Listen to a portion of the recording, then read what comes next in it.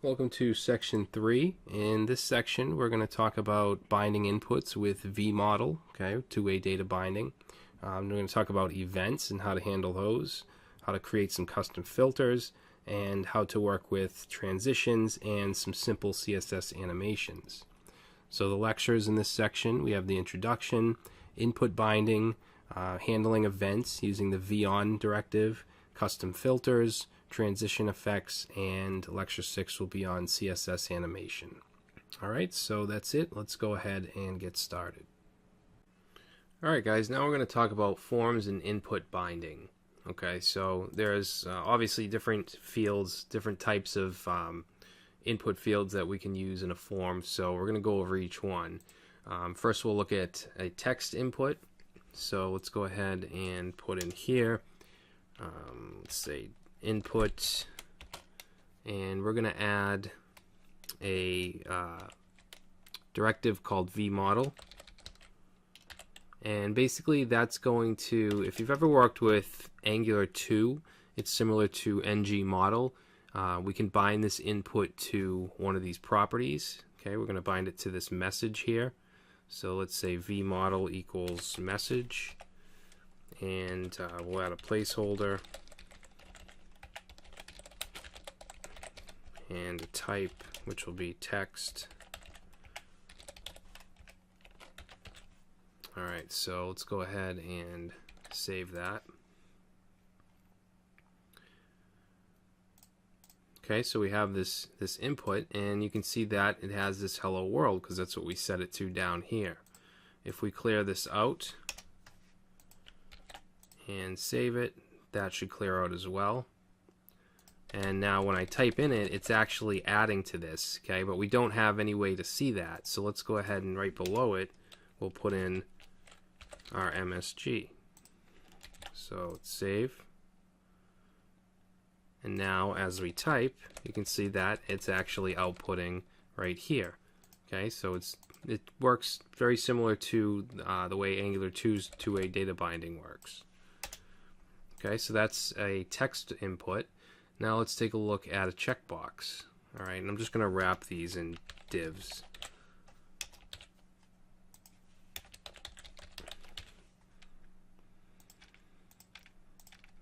Alright, so let's open up another div. And in here, let's put input, and let's set the type to checkbox. And let's see, we're going to set VModel, set that to checked. And then right below it, let's put a paragraph. I'm actually going to put this one in a paragraph as well. And then in here, let's say checked. Alright, and if we add a value down here, checked, and we'll set it to false. So let's save that. And you can see it outputs false here. If I go ahead and check that, it changes to true.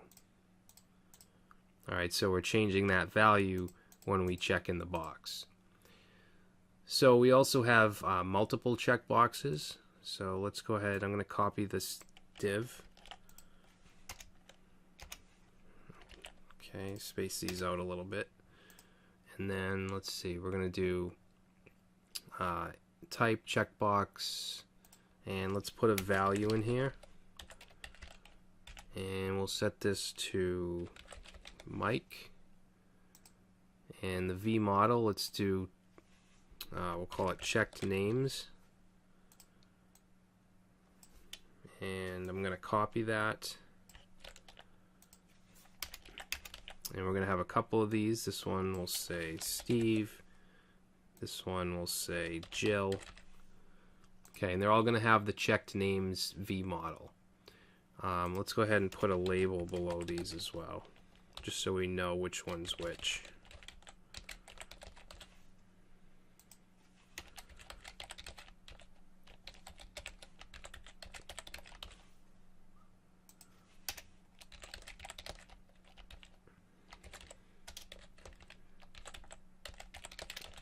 Alright, And then right here, let's say checked names.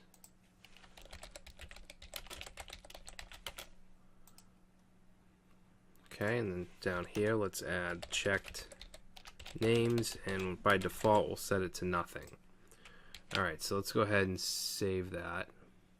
Actually, checked names we're going to set to an array, empty array. Alright, so now if we look up here, you see we have checked names, which is an empty array. If I go ahead and check Mike, he gets added to that array. Steve, Jill. Alright, so that's a group of checkboxes. So next we'll do radio boxes. I'm going to copy this. Okay, and now we're going to say input type equals radio. And let's set this value to 1. And we'll set this to radio pics. Set that to 1. I'm just going to copy this. And then we'll just replace these. Okay, so this one will be 2.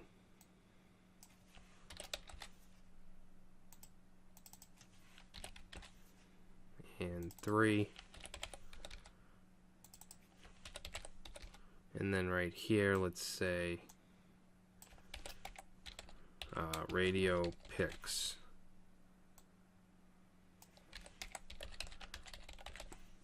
Alright, and down here, let's add radio pics. We'll set that to empty quotes. Alright, so let's see what that does. So we have our radio buttons here. If I click in there, we get 1, 2, and 3. Okay, radio buttons is only one choice. You can't have multiple selected at once like you can with checkboxes. Alright, so that's a radio. Next, let's do a select box or a drop down. So we're going to open up another div. And in here we'll put a select. And we're going to add the V model here. And we'll set it to selected. Okay, we'll have an option.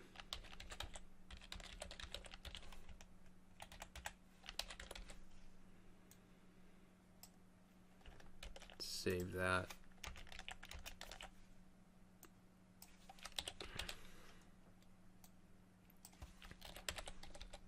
Okay, so right here we'll put a paragraph, and let's say selected,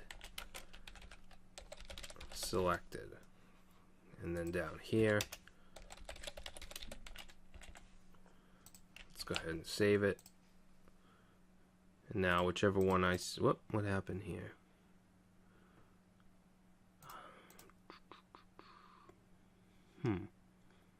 Oh, you know what? This is outside of the main div. That's why. So let's just put that right up here.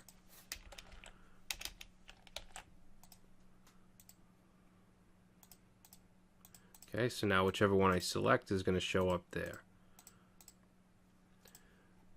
Alright, now the last one I want to do is a multiple select list. So I'm going to just copy this. Okay, and then let's say instead of selected, we'll say select opt for selected options. Down here, we'll add that. And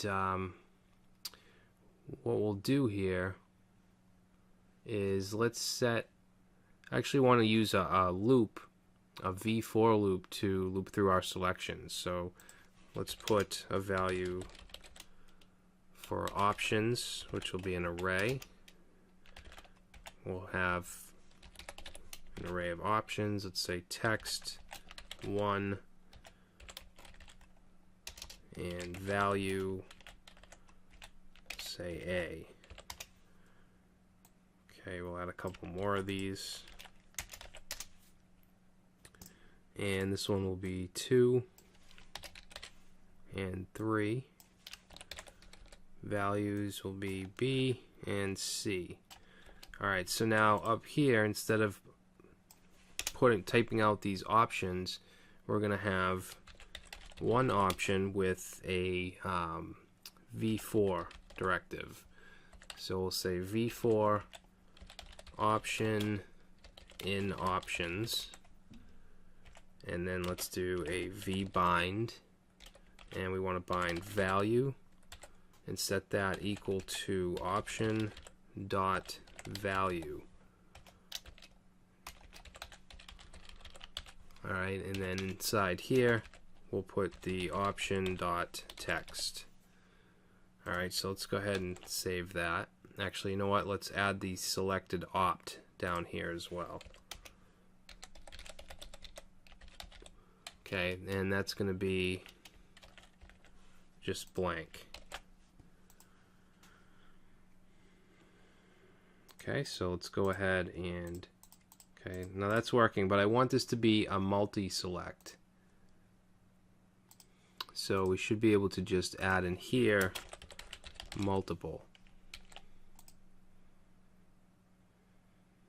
Okay, now if I hold shift and I select more than one, we can do that, and it shows up down here. Okay, perfect. So those are the different form fields that we can bind data to and from. Hopefully that was helpful, and I will see you in the next video. Alright guys, so now we're going to take a look at events. Alright, now I have this Vue App 7 folder with an index.html with our standard boilerplate. And what I'm going to do is, down here in the data, I'm going to add a counter, and we're going to set this to 0 by default. And then what I want to do is add a button that we can click, and then we can increase that or increment that by 1. So let's say button. Now when we're working with events, we want to use v-on, and then we want to put the what type of event we want here. So we want to deal with a click. So when there's a click, we want to basically just take that counter, and we want to say plus equals 1. Alright, and that will add 1. Alright, so let's go ahead and underneath it we'll put a paragraph, and we'll say you clicked the button, and in here we'll say counter times. Let's save that. Okay, so it says you click the button 0 times. I click it, changes to 1, and you can see it just keeps on increasing as I click it. Alright, so that's a very simple event handler. Now we can also have events that we'll call functions. Okay, for example, let's put a div right here, and I'm going to wrap a div around that as well.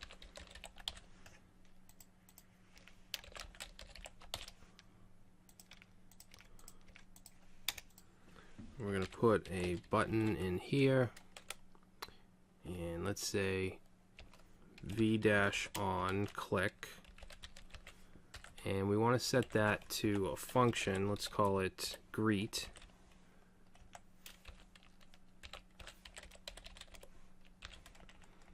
Okay, we'll just say click. Now if we save that, if I click it, you'll see we get an error. It says property or method greet is not defined. So we're going to go down here. Now I don't think that we've done this yet, but when we want to add methods down here, we're going to go like this. We're going to say methods, and we're going to set these in here. So we'll say greet. We want to set that to a function, and let's do, actually we'll do an alert, and we'll say hi there. Okay, let's save it, let it reload, and now if I click, we get hi there. Alright, so that's how we can call a function from an event, from using the v-on directive. Now we can also pass parameters. So let's say we want to pass what we want to output or alert. We'll pass in We'll say hello world. And down here, we can make our function take in a greeting. And then we'll just alert greeting. Oh, spelled that wrong. Okay, we'll save that. Now let's go ahead and click, and we get hello world. Now, when we handle an event like this, we can also pass along the event object. So I'm going to pass in a second parameter here, and we're going to say money sign event. And then down here, this will take in, we'll just call it E, and we'll call it event. Alright, so let's take a look at what this gives us by saying console.log, and we'll pass in event. And I'm just going to comment the alert out for now. Alright, so notice that when I click this, we get this mouse event, and it gives us a whole bunch of stuff here. We can get pretty much any information about that particular element. So, for instance, let's see. Let's try to do console log event.target.tagname. Okay, so if we click that, you can see we get button. Okay, let's see, I'm going to copy that.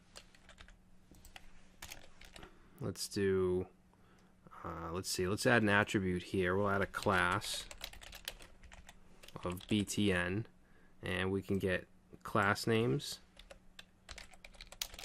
If we do event target class name, click it, and you can see we get btn. So now let's move away from buttons and let's work with inputs. Okay, so we'll say div, and inside here let's put an input, and we're going to add a v-on, and let's add key up. Okay, so we'll say key up, and let's set that to key press. Let's give it a type of text as well. Alright, so now we'll go down here, and inside the methods, let's go right here. Actually, I think we have to put comma right there, and then we'll say key press, and let's do console.log, and we'll say pressed. So now if we go and we click in here and I start to type, you'll see that it gives us pressed every time I press a key down. Now if we want to get the value that we're actually typing in, we can do that pretty easily. So we can pass in the event here, and then if we say console log event dot target dot value. Okay, so now if I start to type, you'll see down here we can get the value that's currently in the input. Now what if we want to run a function when we hit the enter key? Alright, not just any key. So what I'll do is I'm going to add another v-on directive here, and we're going to set this, that's going to be v-on, and we'll say key press dot enter. Okay, and then let's call this, we'll just call it key submit. Okay, so let's go down here and we'll add key submit, and we'll pass in the event, and we'll do the same thing. We'll console log, actually no, it's console log enter hit. Okay, so we'll save that, and then as we type we can see what's in the input, but when I click enter, you can see we get enter hit. Okay, so we could do some kind of form submission with that. And it's not just enter, you can do keypress.tab.shift, all the major keys. And there's a full list in the documentation if you want to check that out. Now if we have, let's say, a form with multiple inputs, we may want to have a submit event on that form tag. So let's go ahead and do that. Okay, so if we do form and we do v on, and let's say submit, form submit, and then we may have an input. I'm just going to grab this and we'll just take those event handlers off. Okay, so we have a form here. Let's go ahead and save that. Actually, you know what we'll do is let's put a line break, and I'm going to put a submit button as well. So input type is going to be submit, and value will be submit. Okay, we'll put a placeholder here.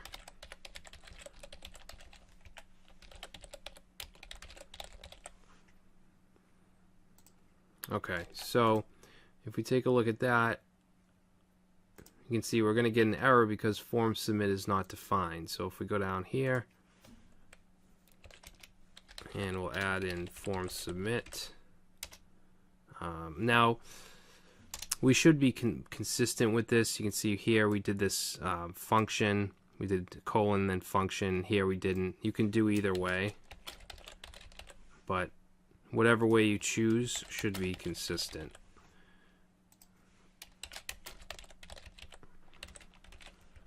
Okay, so we'll just say alert form submitted. Alright, so let's try that out. So we'll enter something here, submit, and we get form submitted. Now we should be able to add a V model to the text here if we want. So let's say V model equals, and we have that MSG value right here. Let's go ahead and save that. And now you can see it has hello world. And then down here we should be able to, let's alert this dot MSG. Okay, so we'll save that. And let's change this to something and submit, and we get something. Alright, so that's all we're going to do for now. I don't want to go too deep into this. We will be using events throughout the course and in the project. So that's it. Thanks for watching, and I'll see you in the next video. In this video, we're going to talk about filters. So filters are essentially functions that take a value, process it, and then returns the process value. Now, before Vue 2.0, there were pre-made filters you could use. For instance, if we wanted this this message to be in all uppercase, we could use the uppercase filter like this. All right, and then what it would do is just turn it all uppercase. Now we get an error saying that it failed to resolve it because they have been removed. Okay, these pre-made filters have been removed as far as I can tell in version 2.0. So we can still create custom filters. So we can still make this work. We just have to add the functionality. All right, which is pretty easy. So let's go ahead and do that. We're going to keep that there, that uppercase, and then down here below data, we're going to add in filters. And let's say uppercase, and that's just a function that takes in a value.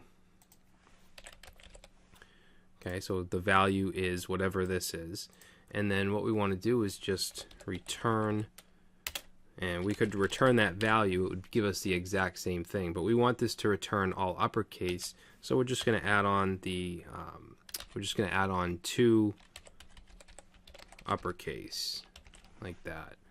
Alright, so let's go ahead and save it, let it reload, and now we get hello world in all uppercase. Okay, so we still can use filters, we just have to create them ourselves. Alright, now let's say we want to just make the first letter of the sentence a capital. So we can go down here and let's call this capital, we'll call it capitalize Same thing, it's going to be a function that takes in a value. And then what we could do here is just use a little JavaScript. So we'll say value equals value, and let's make sure it's a string. We'll say toString. We probably should have done that up here as well. And you may want to also check to make sure that there is a value. So if we say if there's no value, then we're going to return nothing. Alright, we'll do that here as well. Okay, so then we have our value, which is a string, and then let's do return value, and then we'll say .char at. So we want to take the first one, which is at 0, and then call to uppercase, and then let's go plus value, and we want to slice out that first one. So slice, pass in 1. Alright, that should give us the first letter uppercase. So let's go up here and apply that. We'll say, oops, that's not what I wanted. We want capitalize, save, and now you can see that it's actually going to take the first, oh wait a minute, let's make this all lowercase, make sure it works. Okay, so you can see that the first letter of the first word is capitalized. Let's see, what else could we do? Let's do something to do with numbers. So if we want to, for instance, say double, so that can take in a value, and then we could just say return value multiplied by value. Alright, and then let's add right here, we'll say, we'll just call this num, and we'll call it 5. And then let's do an h2, and here we'll put our num, and we'll add double. Save that, and that should give us 10. Or not, whoa. Oh, doubled, I did the square root. So to double, we'll do times 2. Alright, so that gives us 10. Let's see, another one you may use is currency. Because a lot of the times, if you, for instance, you store the price of something, you don't want to store the $sign and all that stuff, or maybe the currency code, things like that. So you may have a filter for that. So we'll say currency function takes in a value, and what we'll do is return a $sign, and then we'll concatenate the value, and then again we'll concatenate the currency code of USD. Alright, and then up here, if we want to apply that, we can actually add to this. We can use more than one filter at once. So we'll say currency, and that should give us $10. Alright, so we get 10, we have our money sign and the USD currency code. Alright, so although the pre-made filters are gone, I just wanted to show you how we can create some simple custom filters. Alright, in this video we're going to talk about transition effects. So Vue provides a variety of ways to apply transition effects when items are inserted or removed from the DOM.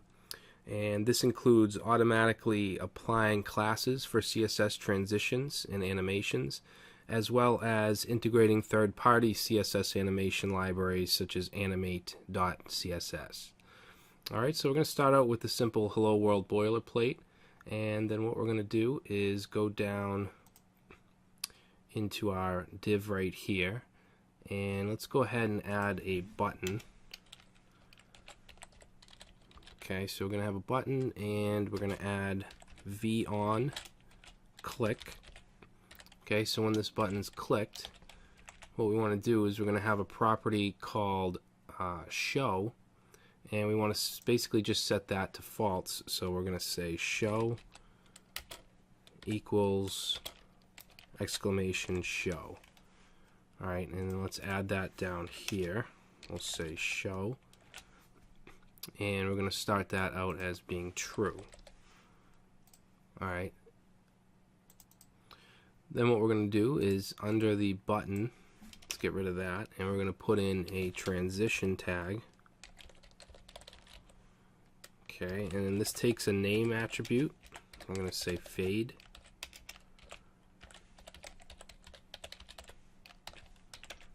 And in here, let's put an h1, and we're going to put a vif directive. We're going to say vif show. So if show is equal to true, then this should show. We'll just say hello world, and let's give the h1 a little bit of styling.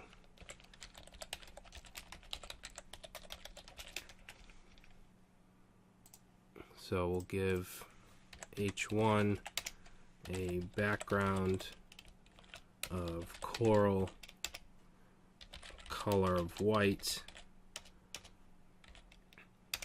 and padding 5 pixels. Alright, so let's go ahead and save that. And that should reload. Let's see. Oh, I didn't put the ending button.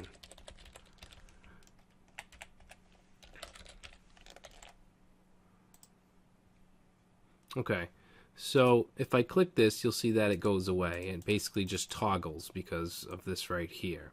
But what we want it to do is fade. Okay, notice just putting in the transition name like that doesn't make it fade. We have to just add a little bit of styling up here. Alright, so we're going to say dot fade dash enter dash active. And we also want dot fade dash leave dash active. Okay, and we're going to set transition opacity, we'll say 0.5s. Alright, and then down here let's do dot fade enter and dot fade dash leave active, and we're going to set the opacity to 0. Alright, so let's save that, and then we'll go ahead and click on this, and you'll see that it now fades in and out. Alright, and if we want to change this to, let's say, 1 second, you'll see it goes a little slower, and we can change that to whatever we'd like. Now I just want to bring over a page here from the documentation that shows us the different transition classes. Okay, so we have vEnter, which is the starting state for enter, applied before element is inserted, removed after 1 frame. vEnter active. Okay, so that's right here. The V will just replace with whatever the effect is. This is the active and ending state for enter. This is applied before the element is inserted, removed when the transition finishes. Okay, vLeave is the starting state for leave, applied when the transition is triggered, and it's removed after 1 frame. vLeave active is active and the ending state for leave, applied when the transition is triggered, and it's removed when the transition finishes. Alright, and there's more to it here if you want to go through the documentation. Alright, and we can actually try this one here. This one has the transition with the name of slide fade, and we have some different effects here. So let's try that out. I'm going to, let's see, I'm going to just comment this out right here. And let's grab this. And we'll put that there. Okay, and that's fine. Let's grab these styles. So you can see we're still using the enter active, leave active. We're just using slide fade now. Alright, because that's what we used in the name here. So let's go ahead and paste those in. And that should give us a sliding effect. You can see we're adding some padding here. So let's save that. Now, actually, you know what? Let's make this an H1 like we had before.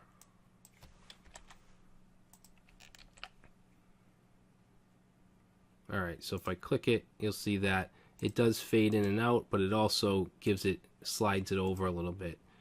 And if we give it some more padding here, let's say padding left, and we'll say 1000. Let's see what that does.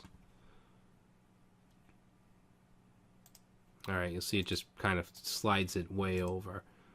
And you could do whatever you want here. We could do, let's say, margin top, and let's say we want to do negative 100 pixels. And then that should slide up because it's a negative margin top. Okay, so you see it slides up, slides down. Alright, so you can be creative with this and add all different types of styles and transitions. In the next video, I'm going to show you how we can work with this with CSS Animations. Alright, so now I'm going to show you how we can work with CSS Animations, which are applied the same way as CSS Transitions. So what I'm going to do is, just like in the last video, we're going to have a property called show, and we'll set that to true. And up here, let's put a button. And another way we can do this is we can actually do @click like that. And same thing, we'll say show equals not show.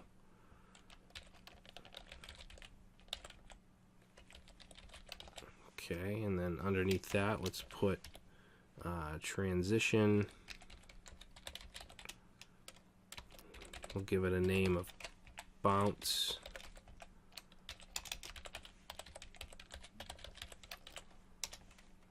Okay. And we'll put our H1 in here with v if equals show.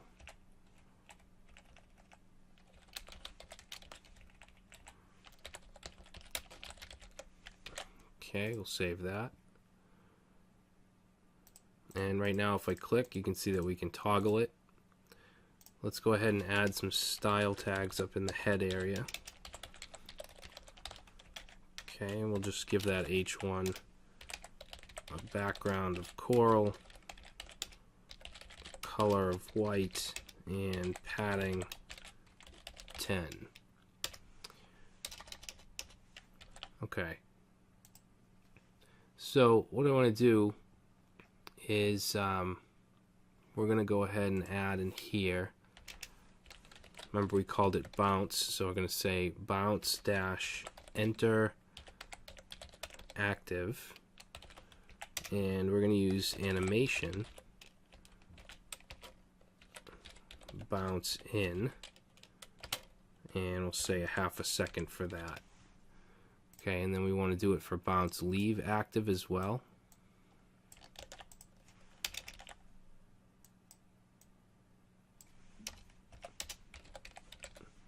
And this is going to be bounce out.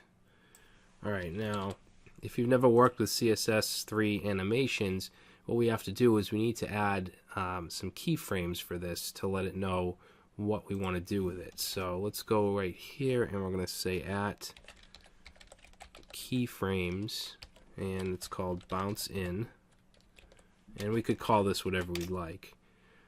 Alright, now we need to set different I guess breakpoints. So at 0% of the animation, we're going to set transform to scale 0. Alright, so that's at 0%. Then let's go to 50%. Okay, so at 50% we want to say transform and actually we want to say transform scale, and let's do 1.5, and then at 100%,